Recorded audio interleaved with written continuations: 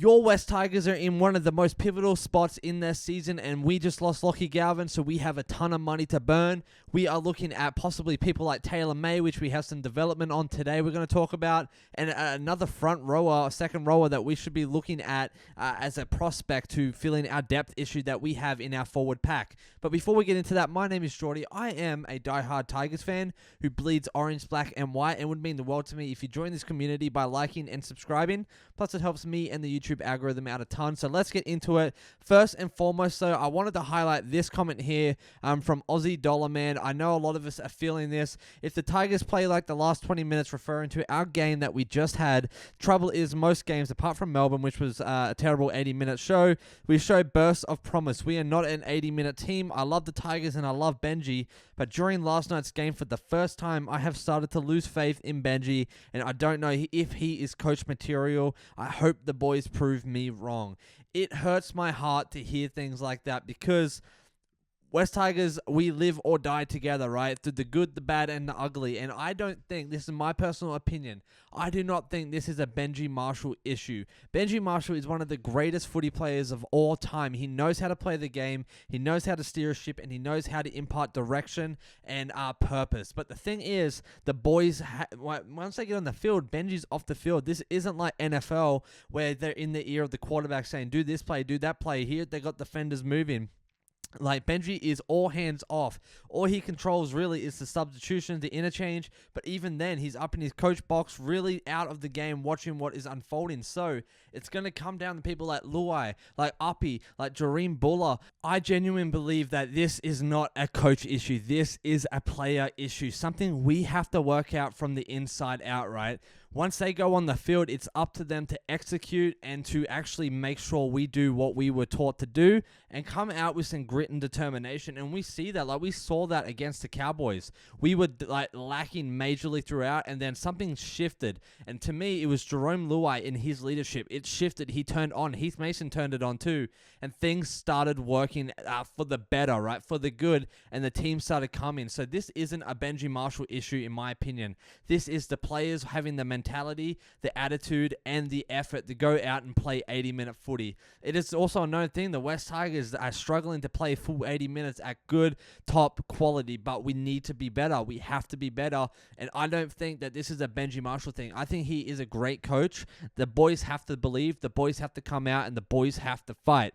That's just my opinion. Let me know if you think I'm on the mark, off the mark. Get the discussion going in the comments below.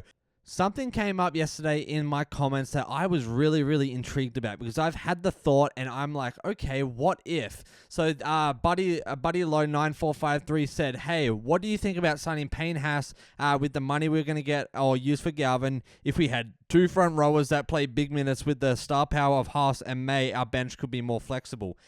I'm honestly all for that. I think having two guys like people like Taylan May, like people like Payne Haas, to have that depth, but also that power and the flexibility to move around that forward pack would be a huge advantage to our team. And so I found this article here, and you know, as we know, his manager has gone out and said, hey, we are free to look at the November 1st this year, what is out there. And I honestly think that he might be someone we want to keep our eyes on and possibly send some money his way and an offer his way.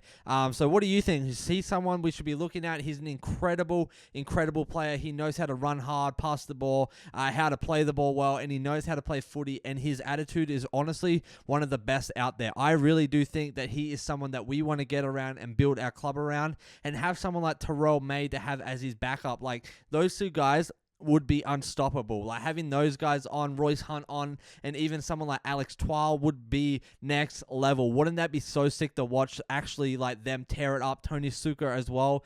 That there is a solidified and impactful forward pack that I think we need for sure. And then talking about new signings, some more stuff came out about Taylan May. Again, all rumors, nothing set in stone.